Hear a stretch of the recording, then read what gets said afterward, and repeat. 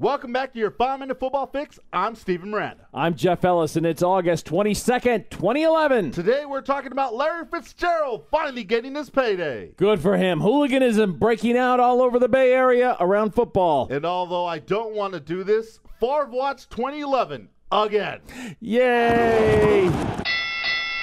Oh, Favre watch. Oh. But before we get to Favre watch, we've got Larry Fitzgerald getting a huge contract from the Arizona Cardinals.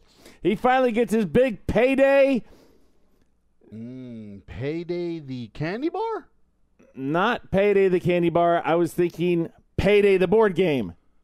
Oh, I never heard that game before. You know, you move around and you get bills and you have to pay your bills and you get paid. Isn't and that it's the payday. game of life? No, we are playing the game of life, but it's nothing like the game of life. However, anyways, Larry Fitzgerald, the big guy here, gets his big payday.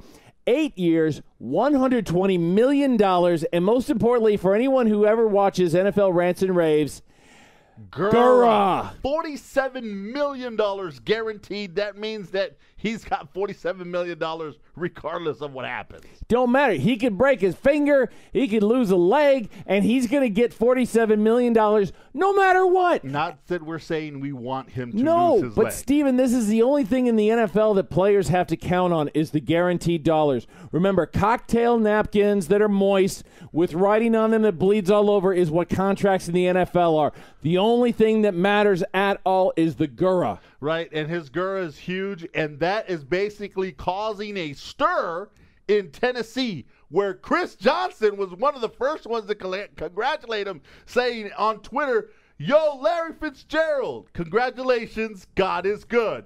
And Fitzgerald was like, "Yes, thank you. You're up next, big man." And Chris Johnson could just say, "Yes, sir." Well, I don't know if he's next up or not because Bud Adams has a lot to say about this, and Bud's posture is something like, whatever, we don't care. What's his quote that he wrote, Bud Adams? Bud Adams basically says that they are not willing to negotiate or give Chris Johnson any type of contract as long as he continues to act that way. Act what way? Act this way? Well, if you're pouting, yeah, I guess he doesn't want to play with you anymore. Well, what about Bud's reaction, which is this? I mean, that means an impasse, doesn't it, Steven? I'm not sure Chris Johnson is going to be playing for the Tennessee Titans this season if he doesn't get a big, fat, lucrative contract. Yeah, again, he doesn't want to be the top-paid running back in the league. He wants to be amongst the top-paid players, and this is a perfect example of the kind of dollars he's making. He's only scheduled to make just over $1 million a year this year, and that's how far aside these two sides are.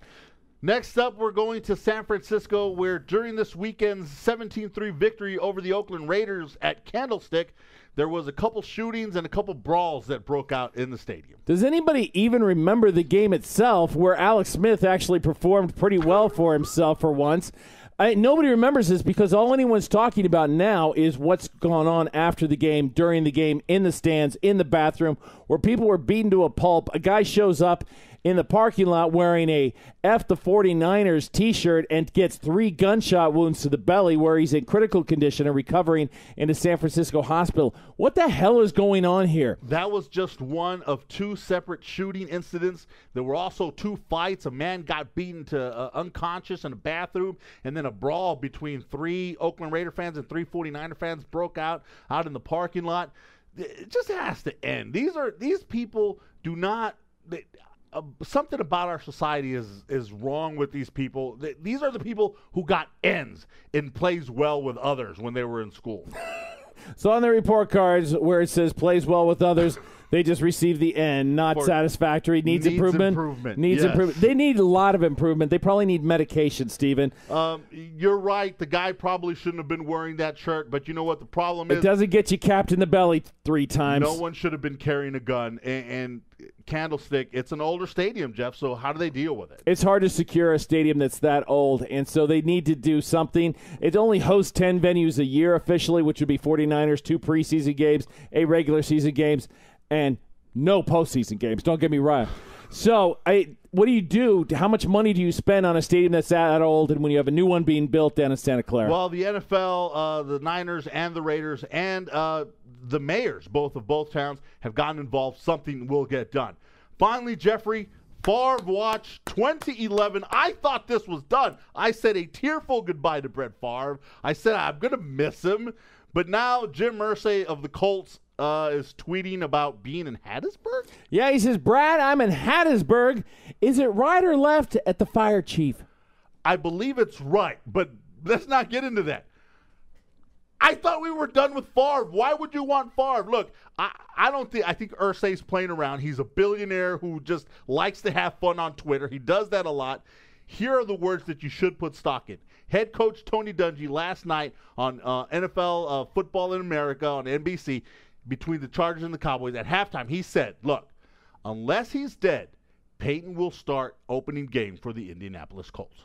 That's the only thing that matters to me. So unless he's dead, unless you see a body bag around Indianapolis Colts facility, as long as Peyton is standing and has a pulse and is breathing, it's all good for the Indianapolis Colts. And their fans. I'm Steven Miranda. I'm Jeff Ellis. For your 5-Minute Football Fix.